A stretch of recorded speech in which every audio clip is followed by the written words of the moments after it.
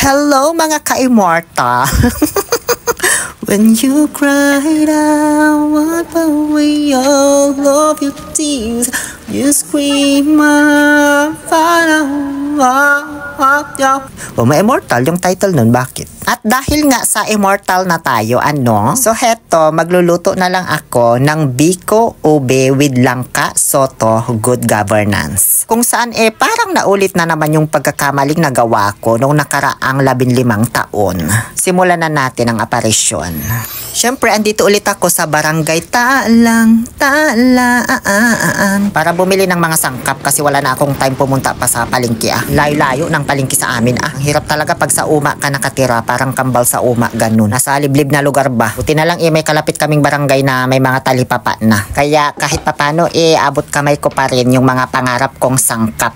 Sa paggawa ng bako, pinakauna mong gagawin ay ang i-prepare ang mga gagamitin mong gata salvahe. Kasi ito ang pinaka-importante sa lahat. Lahat ng kilos na gagawin mo sa paggawa nito, kailangan ng gata. Mapalatik, kailangan ng gata. Sa pagsasaingan ng malagkit, kailangan din ng gata. At sa pagkikiwalan mo ng masamit, kailangan ng gata salvahe. Kaya ito yung unang ginawa ko, ang pumiga ng mga gata. Kung kaya mo namang bumili ng maraming kokomama o yung mga nakalata na nagata, walang problema para di ka na maabala. Pero sinasabi ko sa iyo, iba pa rin talaga yung gata na galing sa piniga na niyog.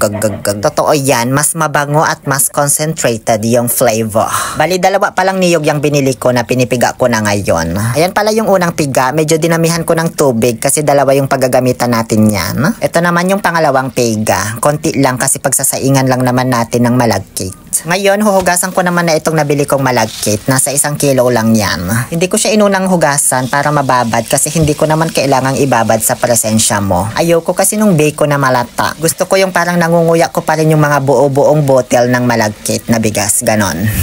Pero depende na rin yan sa decision mo sa buhay at sa variety ng malagkit na mabibili mo. May mga malagkit kasi na kapag hinalo mo, natutunaw siya. Parang humahalo ba, nagkakadikit-dikit at nagiging malata. Ganon. Pero may variety ng malagkit na kahit overcook na, buo-buo pa rin yung grains. Totoo yan. So pagalingan na lang tayo sa pagpili ng malagkit na gagamitin. After ko mahugasan, siguro hunasan, binuhos ko na yung pangalawang piga ng niyog, saka ko nilagyan ng asin ko pong sing-sing para mabalancing equation ang lasa. Pinaltik ko na ang kalan, tinakpan at hinayaan. Ngayon, dito naman na tayo sa unang piga ng niyog or what you call kakang gata. Hinati ko yan sa dalawang lagayan. Yung kalahati ay binuhos ko dito sa may kawali. Nilagyan ko ng konting kupag ng niyog para dumami itong gagawin nating latik. May natira palang kokomama sa rep, binuhos ko na lang din kasi sayang. Nilagyan ko ng asukal pero wag nyong gayahin kasi isa ito sa mga pagkakamali ko na naman. Pakuluan lang yan ng pakuluan hanggang magmanti-mantika. Matagal tong paggawa ng latik mas matagal pa kesa dun sa mismong paggawa ng biko. Totoo yan. Sinilop ko lang saglit itong sinasaing ko na malagkit sa gata. Malapit na to, konting liw-liw na lang. Di ko hinalo kasi nga sinaing, diba? Pag nagsasaing ka ba, hinahalo mo, diba hindi? Ngayon, balik na ako dito sa latik. Diyos ko, 24 years yata ito bago matapos. Hoy, paano yung pagod, Ayan kumukulo na pero parang wala mang pagbabago. Paubos na yung gas namin, nanggigil ako. After 11 years, ayan, nagmamanti-mantika na. Antayin lang natin yung matusta. Parang ganyan sa nakikita ninyo, okay na yan. Lumapot siya na parang nagdidikit-dikit dahil doon sa asukal. Kaya sabi ko sa inyo, wag nyong gayahin. Malitong pagkakagawa ko ng latik kasi maninigas to. Pero gawan ko na lang ng paraan mamaya. Inakir ko na para lumamig na. So okay na tayo sa latik, Pantoppings lang naman yun kapag luto na. Pero yung pagod ko parang isang buong putahe na yung ginawa ko. Okay na rin pala itong sinaing na malagkit sa gata. Dinabali kong hilaw pa yan kasi lulutuin pa naman. Hinango ko na dito sa may mangkok para di na ako mahirapang maglagay mamaya. Isang bagsakan na lang ba ganon. Ngayon, inilabas ko na ang kawa kung saan ko ikikiwal sa masamit yung bako. Dito sa may kahoy ko na lulutuin para mas estetika. Basa yung ibang mga kahoy kaya ayan, medyo nahirapan akong magparlang. Nasasapli kasi yung mga kahoy namin tuwing umuulan kaya basa. Nung uminit na yung kawali, ipinatong ko na yung gata salvahe na unang piga kasama yung mangkok. Alam nyo kung bakit? Hindi ko pa kasi naitutok yung camera kaya pinatong ko muna dyan. Ganyan kasi yung gusto kong shot habang binubuhos ko yung gata. 8 hours na akong nagpaparlang dyan sa dalikan. Lagi mang namamatay yung apoy. Hindi pa kumukulo yung gata, Diyos ko. So, kesa abutin ako dito ng second coming, pinasok ko na lang sa loob para dito na lang lutuin sa gasol. Ang gigilak ko, yung pang merienda na niluluto ko parang magiging panghapunan na naman.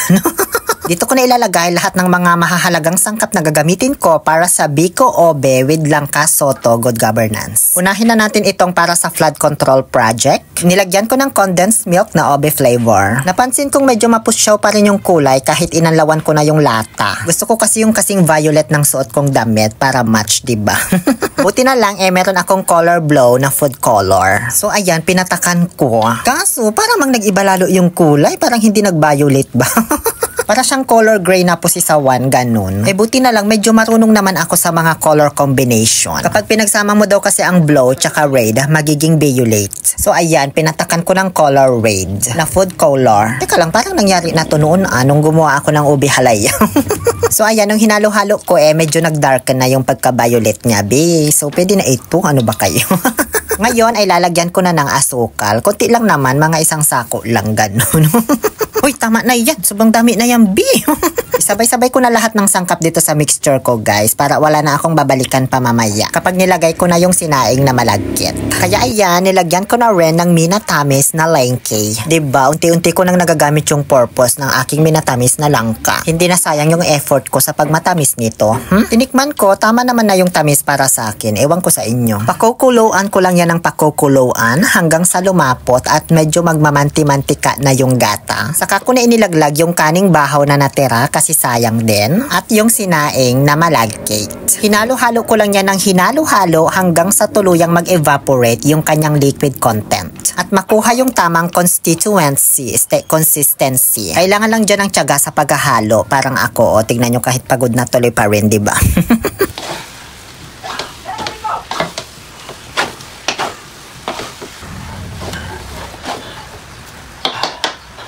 So, ganun lang kadali yung paggawa ng biko, tapos na agad. Ipinasok ko lang sa plastic ng yelo itong naninigas na latik para dikdikin. Diyos ko, parang mas madami akong effort na nilaan dito sa latik na ito kaysa dun sa paggawa mismo ng biko. Okay na siguro yan, ibubudbud ko lang naman sa ibabaw eh.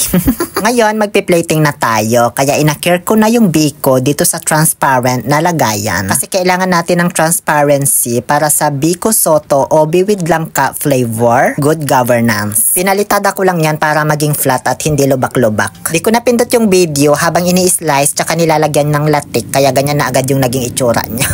Alam nyo, habang nagpi-plating ako, parang hindi siya mukhang ubi flavor. Alam mo yung kulay niya na parang natapunan ng tinta ng ballpen na kulay blue na panda. Ganon. Ngayon, naluto na ang ating Biko Soto Ubi with Langka flavor. Dinala ko na dito sa labas kasi sakto umuulan ngayong hapon, kaya masarap itong meriendahin, partner ng kape. Marami akong dinalang kape, tsaka nagdala na rin ako ng thermos dyan. Baka sakaling may mga gusto kumain dito na magpunta, makimerienda lang sila, ganon. Kaso, wala mang nagpunta, yung tita ko lang. Sa Auntie Loli Vlog lang yung kumain. Ayaw yata nila ng biko na may tinta ng ballpen, ano? So, sa susunod na magluto ulit ako ng ganitong mga kakanin, di ko na i-display dito sa terrace namin kasi wala namang gustong kumain. Na-discourage na talaga ako, you know. Yun lamang po. Please like and share this video. Mag-comment ka rin kung gusto mo at syempre, i-follow mo ako. Papakita ko niya, malapit ko yung ubos. Gusto mo ng langka? No! Bigay mo sa akin. Maraming salamat po sa panonood. Muli, ito po ang inyong lonely pill in purple dress and purple food na nagsasabing no to toxicity, let's make people sad and hungry.